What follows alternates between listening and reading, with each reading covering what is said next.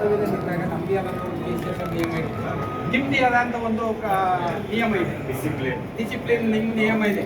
ನಿಮ್ಮ ಕಟ್ಟುನಿಟ್ಟಿನಲ್ಲಿ ನೀವು ಅಪಾಯಿಂಟ್ ಆದಾಗ, ನಿಮ್ಮ ಅಗ್ರಿಮೆಂಟ್ ಮಾಡಿಕೊಟ್ಟಾಗ ನಾವು ಯಾವುದೇ ಮತ್ತೆ ಇದಕ್ಕೆ ನಾವು ಭಾಗಿಯಾಗಲ್ಲ ಅಂತ ನೀವು ಬರ್ಕೊಟ್ಟು ಅಪಾಯಿಂಟ್ಗೆ ಜಾಯ್ನ್ ಆಗಿರ್ತೀವಿ. ನಮ್ಮಲ್ಲಿಗೆ ನಾವು ಪ್ರಕಾರವಾಗಿ ನಮ್ಮ ಹಕ್ಕುಗಳಿಗೆ ಚ್ಯುತಿ ಬಂದಾಗ ನಾವು ಹೋರಾಡೋಕ್ಕೆ ನಮ್ಮ ಸಂಘ ಸಂಸ್ಥೆ ಇತ್ತು, ನಾವು ಹೋರಾಡ್ತಾ ಇದ್ದೀವಿ.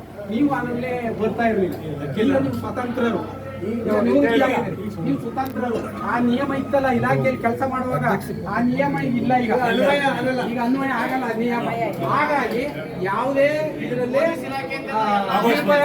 ನಿರ್ಭಯವಾಗಿ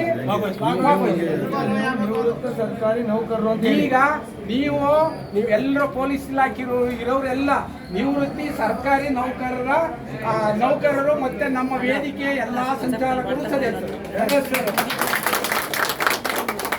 ಹಿಂಗೆ ಜೊತೆಲಿರೋಣ ಸಹ ಅಷ್ಟೇ, ಹೋರಾಟ ಮಾಡೋಣ, ಆಗಲಿ ಇದೇ ರೀತಿ ಬೆಳವಣಿಗೆಗಳು ಹೋಗ್ಲಿ, ಉತ್ತಮವಾಗೋಣ. ಆಮೇಲೆ ನಮ್ಮ ವೇದಿಕೆಯಲ್ಲಿ ನೀವು ಎಲ್ಲ ಇದ್ದೀರಿ, ನಮ್ಮ ಒಂದು ವೇದಿಕೆಯಲ್ಲಿ ನೀವು ಯಾವುದೇ ಕಾಸು ಏನು ಕೊಟ್ಟಿದ್ದೀರೋ ಹಣಕಾಸು ಅದು ಪಾರದರ್ಶಕವಾಗಿರುತ್ತೆ.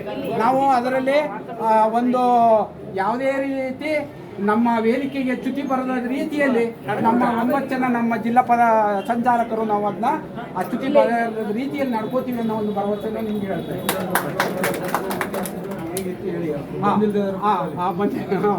ಆಮೇಲೆ ಅದನ್ನೇ ಫಸ್ಟ್ ಇವ್ರಿಗೆ ಪ್ರಥಮವಾಗಿ ನೋಡಿ ಏನು ಹೇಳ್ತಾರೆ, ಒಂದು ಕಡ್ಡಿ 2 ಕಡ್ಡಿದ್ರೆ ಮುರಿದು ಬಿಡ್ಬೋದು. ಆ ಕಡ್ಡಿಯನ್ನು ಒಂದು ಪೊರಕೆ ಮಾಡಿಬಿಟ್ರೆ ಅದು ಮುರಿಯೋಕ್ಕಾಗಲ್ಲ. ಇದೇ ನಮ್ಮ ಒಗ್ಗಟ್ಟು. ಹಾಗಾಗಿ ಎಷ್ಟು ಒಗ್ಗಟ್ಟು ಅಂತಂದರೆ ನಿಮ್ಮ ಇಲಾಖೆಯಲ್ಲಿ ತುಂಬ ಒಗ್ಗಟ್ಟಾಗಿದೆ, ಇನ್ನು ಯಾವ ಇಲಾಖೆಯಲ್ಲಿ ಇಷ್ಟೊಂದು ಒಗ್ಗಟ್ಟಾಗಿಲ್ಲ.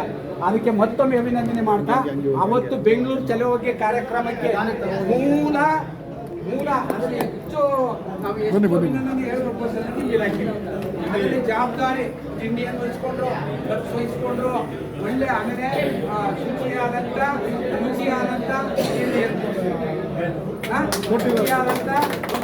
ತಿಂಡಿಯನ್ನು ಕೊಡ್ತಿದ್ದಾರೆ. ಜವಾಬ್ದಾರಿ ಹೊತ್ಕೊಂಡು ವಹಿಸ್ಕೊಳ್ಳೋದು ಸುಲಭ ಅಲ್ಲ.